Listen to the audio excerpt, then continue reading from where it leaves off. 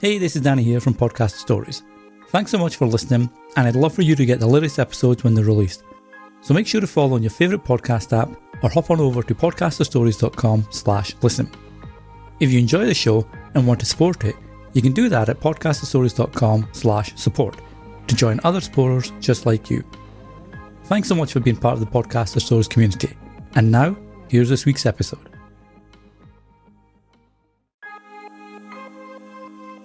Hi, and welcome to Podcaster Stories. Each show will have a conversation with podcasters across all mediums and share their story, what motivates them, why they started their show, how they grew their show, and more. We'll also talk about their personal lives and some of the things that have happened that have made them the person they are today. And now, here's your host, Danny Brown. Hi guys, and welcome to another episode of Podcaster Stories, where we talk to the voices of the people behind the shows we listen to. This week, I've got Pete Cann on the show, and we're going to be talking about how his podcast came about through the COVID-19 pandemic and his hopes, with the podcast, and how that ties into his existing business, etc. So, Pete, welcome to the show. I appreciate you joining us today. How about you tell us a little bit about yourself and the show? Yeah, so nice to meet you too, remotely, as that's all we can do at the moment. So my name's Pete Cann. I've been a business owner for the last 11 years, running a chef agency. However, sort of part of my makeup is sort of helping people as well. And I've been sort of doing online stuff through sort of Facebook. Got like a group called You Can, where sort of I suppose the theme of it, if Pete can, you can. So it's all about positive mental attitude, all about gratitude, all about daily habits, about visualization, all of the good stuff that has got me from sort of where I was 11 years, further than 11 years ago to where I am today. And what I found, like I said, I used to run a chef agency. So, not used, that's wrong terminology. Don't use that. I still run a chef agency, but obviously being COVID at the moment, hospitality, there's no need for chefs. So what I've taken this opportunity is to actually sort of dive deep into my sort of positivity side of things, but also I'm a laughter leader. So I learned how to run laughter yoga sessions about 3 years ago. And it's just, again, a daily habit that I have. And what happened was it was World Laughter Day back in May, near the end of May, 22nd of May, I think it was. And I ended up editing a video where we passed it's called a giggle phone, basically passed this laugh around the world, and it ended up going to 72 countries through 710 people. And from that, I sort of looked at it and I thought, wait there, I've just met all these really, really amazing laughter professionals. And then I looked at podcasting and I thought I'd do a little search and see who's doing laughter yoga and, explaining all the benefits of laughter. And there's nothing out there. And I was like, there's a gap here for me to sort of interview these laughter professionals and get their stories and how laughter's changed their lives, but also put my positivity side of it as well. So I sort of bounce week to week on interviews between laughter professionals and also positive mindset people. So whether they're business owners, whether they're business coaches, and then I also drop in the odd session where it's just me to microphone, just explaining, what my daily habits are or what my vision is at the moment. So that's where it came from. So cool. And you mentioned, obviously, you've been doing this alongside your business for at least the 11 years plus. So do you work it prior to COVID, obviously, but do you work it into your business and the people you work with? How does that tie in to your main business as well? So the laughter or the podcasting? I guess both, yeah, because they're both tied in, with the laughter leading to the podcast. And then yeah. So I mean, with regards to the laughter side of thing, so once I learned how to lead laughter, I brought it into my office. I've got a team of 4 in the office. So we started doing some regular laughter exercises, and it's not for everyone. But I suppose for me as a makeup, it lifts my vibration, which then means I can manage the business to a higher level. That it's always better if you're hanging around with people that have got a good positive vibration, for sure. And then, so what I also found I suppose with the podcast side of thing, I did a podcast previously, probably about 4 years ago. I started a podcast, and it was geared to chefs. It was an app that I started called it was called the Chef Tree was the app.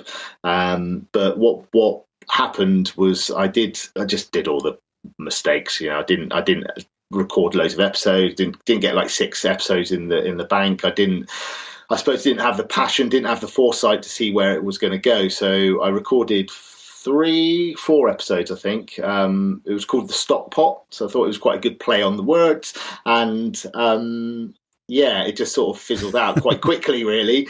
However, what I've realised since starting this podcast is at the moment I've got 13. I'm on episode 7 live out in the big wide world, but I've got another 8 in the background ready to sort of go out.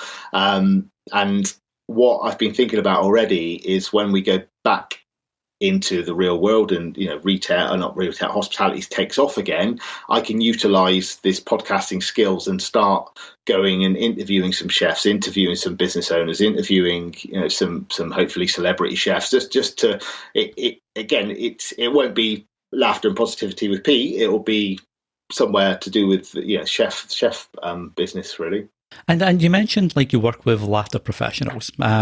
So what would a typical laughter professional look like? Is it a professional comedian? Is it someone that's geared, as you mentioned, to bring laughter to people? What would that look like? So laughter professionals, I mean, I studied laughter yoga. So I mean, the average laughter professional is someone that can facilitate laughing exercises and breathing exercises to get their audience to release anxiety, release stress.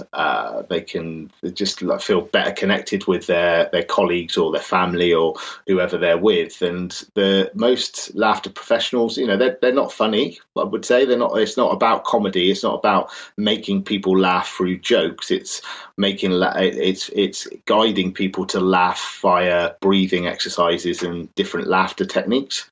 And most laughter professionals that I've met are more sort of life coaches, sort of quite spiritual, quite a few of them. So although I was interviewing someone the other day who's been a mime artist for 36 years as well. So, that was a really interesting interview. How do you interview a mime artist? Are they allowed to speak? Luckily he was, which was good. We did. I just realised how that went out, actually. So, it was a bit one-sided. You get to drive the direction of the conversation that way. Completely. That's cool. Now, you mentioned obviously the podcast is in its early stages, at least publicly. You've got 7 episodes out, and I noticed that your guests, they talk about, although it's like a single driving topic, they actually talk about a wider variety. So obviously, as you mentioned, there's everything from laughter yoga to mental health issues.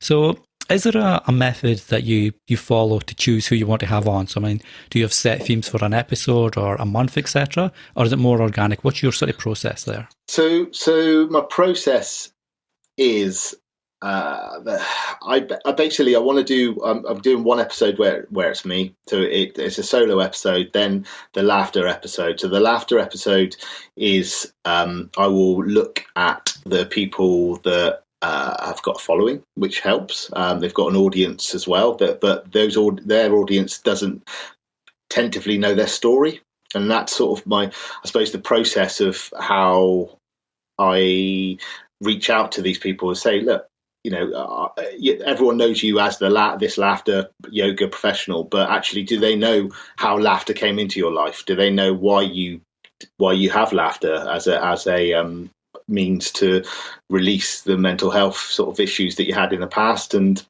what I'm finding is with those interviews, I don't know any of this information really before I start, and I find a few different. They'll say something that similar to our interview now. They'll say something that I'm like, actually, that's really interesting, and we dive a bit deeper into there, because actually, my main mission with the podcast as a whole is actually to bring laughter to the masses rather than actually, it's quite niche. Laughter yoga. People don't know about laughter yoga. They don't know that they can laugh for no reason. They don't know, how it. Well, obviously, we all know when we laugh, we feel good, but actually, we don't know that we can do it for no reason. And so, I suppose as part of the podcast's mission is to go, well, actually, can I take the laughter and put it into more of the mainstream? And like I say, podcasting, I think podcasting is a good medium because people will be listening, whether they're running, whether they're driving to work, whether they're just getting on with some chores. And the way I do each laughter episode is I always get the guys to do their favorite 2 laughing exercises. So it brings laughter to the podcast, which is really, really interesting. And then, the other side is the positivity side. So then again, where I've, I suppose, run a business for the last 11 years, I know lots of other business owners. I know the ones that do have daily habits, daily rituals, and they're the ones that I've sort of been attracted to initially, because actually I know I've seen them grow over the last 11 years as well through practicing these different positive daily routines. I'd never heard of, when I was looking into your background and the show, etc. I'd never, as you mentioned, I never heard of yoga laughter, or laughter yoga, sorry. I noticed some people doing goat yoga, which I thought was pretty cool. There's like a whole meme and video collection on Facebook and YouTube about that. But what's the biggest, I guess, hurdle to overcome when you're trying to explain laughter yoga to people that might, like myself, haven't heard of it and feel that laughter generally comes from watching funny programs or shows, etc.? Yeah, completely. Okay, so when you the first thing for the hurdle, I would say laughter is just a breath, and we all know how to breathe. And so I would say rather so we take a deep breath in through our nose, and we take a deep breath out. And then on the next exhale, we just let out a ha. So we take a deep breath in, and then we go ha. And then we do another deep breath. And the next one, we just do a ha, ha, ha, ha, ha. So we take a deep breath in, and we go ha, ha, ha, ha, ha, ha, ha, ha, ha, ha, ha. And laughter is in us, it's within us. So and it's like I said, the benefits are massive. I mean, just from that, just doing that little laugh there, I can feel the dopamine spiking. I can feel my endorphins rushing around my brain, and it just makes you feel good. So I don't know. Does that answer the question? Yeah, no, for sure. I will be definitely practicing some of that later. It's interesting when you were using it as an example. It went like the final one went from a sort of evil emperor laughter into like someone that's really having a great day. It was like it was funny. It's not funny. It was like interesting to watch that sort of progression. As that laugh came out. It was pretty cool. I'll definitely be trying that later. So Danny, let's say evil emperor. Then let me hear your most evil laugh. Most evil laugh. It'd probably be something like a Monty Burns, like or something like that. I'm not sure. So then extend that for a little bit longer.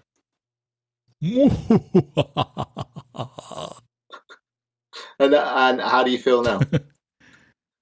I'm certainly feeling something. I didn't take a big breath, so I was cheating a little bit there, I guess. but there's a little chuckle in your voice. I can hear that. There is, yeah. No, definitely. No, and like I said, I'm definitely going to try this. It sounds a really fun technique. And I don't have a goat, so it'd be easier as well than trying to find a goat for some yoga. Now, I know, like your show, as I mentioned, it's in its early stages. But has there been so far? Has there been like an episode that stuck with you or resonated the most out of the guests that you've had on? There's that's actually live. There's a Julie from America. She was just talking about how she discovered laughter in her life, and she's a grief counsellor. And the story she was telling me was when she first discovered laughter. She was doing a session where she had, I think there were 60 people that were coming to her that day because they were going to let go of some balloons with the tag of their lost ones. And so they literally were walking up this hill with all these tags, and literally they could hear the laughter coming from the other side. And Julie was just sort of I suppose, mesmerised by the fact that actually all this laughing, these people were laughing for no reason. But then she looked at the chain of people that were grieving, and actually they were all smiling and laughing. And the fact that the laughter rubbed off so easily to anyone really. But if you surround yourselves with people laughing, it just naturally makes you happy. No, and that's an interesting approach. I know I see a lot of people now that have started doing their, like, planning their own funerals and their own wakes, etc., because they want it to be a celebration as opposed to, something that's depressing and sad and makes people upset. And that the people that have done that and where they've ensured that the celebration of their life, if you like, is a happy affair. It's amazing to see the people that are attending and their emotions and, how they remember happier times as opposed to the sadness of the person that passed. Yeah, I mean, there's another story from another guy, Mike, who the episode's not out yet, but he was saying that his sort of most memorable laughter session he ran was with it was a father of someone who reached out to him who basically had about 2 weeks to live through with cancer, and he was invited into their house with so it was his daughter, his wife, husband. I think he said there was like 6 of them in the family room or family lounge, and she just wanted to organise just some laughter and just releasing, all these sort of emotions that were obviously inside them. And yeah, he said it was like probably it was the most memorable, impactful thing that he'd ever done, to actually give them that moment together where they didn't have long left with their dad. Now, I know that, like you'd mentioned earlier, that your show sort of goes between having a guest on and then just yourself. And in your most recent, like, live episode anyway, you talked about the 5 people who's had the most impact on your life. So, looking at the impact that they've had and the advice or whatever that they gave you, what do you think's been the biggest difference in your life, or what do you think the biggest difference in your life would have been had it not been for any of these 5 people? No, I think basically, if it wasn't for my wife Chloe, meeting her, I don't really want to put a year on it because it's I can't remember. It was a while ago. It was, but she's helped me throughout lots of different things, and she has been there to get me through. Certainly, some of the darker times. But do I think I would be podcasting now if I hadn't met her? No. Do I know where I would be? No, I don't really want to think about that because I think. Yeah, I'd probably still be working in a restaurant somewhere. I wouldn't have any drive. I don't believe I wouldn't have any. Just self motivation. And I'm not saying Chloe brings that like completely to me, but she certainly helped when it came to sort of giving up the gambling and giving up all the substances. She was there to support me through there, and I think then also just the books, the audio that I've listened to, the videos that I've seen, the conferences that I've been to have just created, turned me into the person that I am today, really. And I was speaking of change, I mean, you've taken quite the career change, if you like. Now, obviously, you still have your chef agency that you mentioned. But since COVID-19 started, it led you more to the positivity and the laughter side, and obviously the podcast launch. So do you want to share more about that and the differences that's made for you? Like, is that something that you want to continue once we get back to whatever form of normality it looks like after COVID, or are you still looking at split time? No, I think what's going to happen is, and it's funny enough, I'm just looking at my book here, which has got all the breakup of how I see the future.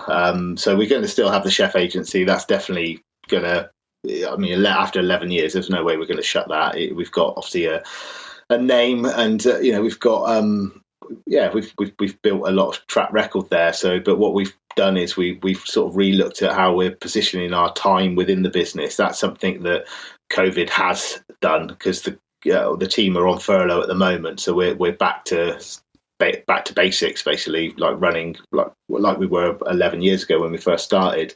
However, what we've realised is that we've both got other passions that we want to pursue. So we've started looking at ways that we can manage the team when we go back in, which will then free up time. I'd like to think, or no, I don't even like to think, I know I'm going to be spending at least 50% of my time doing the positivity and laughter side of things. I know that you'd mentioned that this is your second podcast. The first one you kind of gave up, like a lot of podcasters. I know I did. Early doors, it wasn't, the juices weren't quite flowing. And now you've got this show, which, as you mentioned, you're looking to, spend a lot more time on it. So is there a single piece of advice or a solid piece of advice that you'd give to new podcasters before they jump into the medium? I'd definitely do some well, there's probably a few bits of advice, but the first thing I did was do some research. There's plenty of YouTube videos out there that give you all the guidance that you need when it comes to podcasting, and they obviously do their top 3 tips. And one of the big ones is the fact that being consistent, and to be consistent, you need to. If you're doing solo episodes, you need to obviously have enough stuff to talk about. But if you're interviewing, you also need to have a good lineup of guests, and they don't have to be, these big players. They can be anyone. You can interview your best mate from down the road, but as long as the content, the subject that you're talking about, and the people want to listen to, and your listeners are going to get something from it, then yeah, go for it. And that's probably about 3 bits of advice I gave there, wasn't it? That's all good. I know I mentioned earlier when we were in the green room before the show, I was speaking to the guys from Squadcast the other week there. And one of the things that Zach mentioned was we get so wrapped up into the technology side of it. And, should I use this microphone? What post-production should I use? What quality should I be going for? What's the tech I should be used to recording into, etc. And it puts so many people off, because at the end of the day, you don't need to find a solution until a problem arises. So if you're just starting podcasting, like you mentioned, get your consistency, get your topics lined up, and then you can get started with like a basic, Apple Pod, the little microphones that comes with all smartphones, like the headphone mic combination. So it's like you say, I think you should just, get started, and the rest will follow from there. Definitely. And I think, ultimately it's do people that's the right word. Do people want to listen to what you say? That's maybe not you've got to be passionate about what you're doing. And I think that's the difference between the podcast I did before. It was, when I did that, it was another sort of marketing arm I had in my head for the app that I was doing. Whereas this time round, it's like, actually, the drive is, I want more people to know about laughter yoga. That's ultimately is, and how it's changed people's lives. And and if each day I can inspire one person to have a laugh for no reason at all, then my job's done. And obviously I'm not getting caught up in like, oh my goodness, I need to get 10,000 followers and all that. That's not what it's about. It's literally each day, if I can bring laughter into one person's life, then it's a good day. No, exactly. Yeah, impact one person, as you say, is better than trying to impact 5,000 fake followers. Completely. Now, what is, just to switch things up a little bit, what is something that not a lot of people know about you? Whether they've known you for years, but they don't know, as long as you're okay with talking about it or whatever, but what is something that might surprise people about you? What do people not know about me? The thing is, I am quite an open book when it comes to like Facebook and live feeds and just being who I am. What is the one thing that someone might not know about? I mean, I'm vegan. I don't drink. Well, I say I don't drink. I'm 110 days without any alcohol. So congratulations. Yeah, not that I'm a reformed alcoholic or anything. It's just something that I've decided to do. What do they? Okay, yeah. So here we go. Something that a lot of people won't know about me is that I did 2 seasons in Ibiza and I DJ'd over in Ibiza, so up to like 1,000 people in a crowd. So yeah, that again, hazy days. That's another part of my life. But that was something that a lot of people probably don't know about me. That the party capital of Europe. Completely. Yeah, I remember going there a few times when way back in the day. I'm like in the wrong side of 50 now, so that was a long time ago. But so happy memories, though. Some happy memories. Definitely. Some memories I don't have, but some happy ones for sure. Oh, that's cool. And what was the music that you had? Was it like was it trance or was it techno or what was the? Yeah, you dropped in that question just slightly. Oh, sorry. So what was the music you played there? Was it like trance or techno or what was your? So yeah, trance. So trance is my main. Yeah, it was trance, but I played a lot more sort of, I suppose, housey side type of stuff in Ibiza because obviously the Balearic vibe.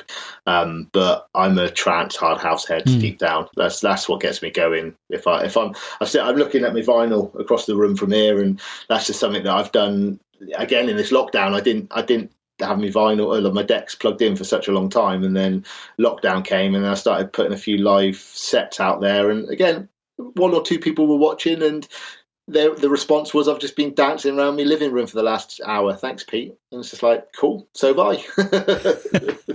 Excellent. Combine it with a smile, you got the perfect combination. Completely. Awesome. So, Pete, I really appreciate you coming on the show today. I'm really looking forward to trying out the laughter exercises later on. I'm going to get my kids involved in that as well. They could definitely use a little bit of that. For people that want to find out more about yourself and laughter yoga, and possibly get in touch to organize one-on-ones, etc., where's the best place that people can find you? Yeah, probably the best place is just head straight to my site, which is petecann.com. And it's all on there, all my social media handles and the podcast and everything. It's just all hosted there. So Pete Cann, CANN for November.com. Okay, awesome. And I'll make sure to drop the links to both the website and your show, etc., in the show notes. So if people want to check it out, the details will be in the show notes. Fantastic. Okay, so like I say, I really appreciate you coming on, and I'll certainly be trying the laughter yoga out later.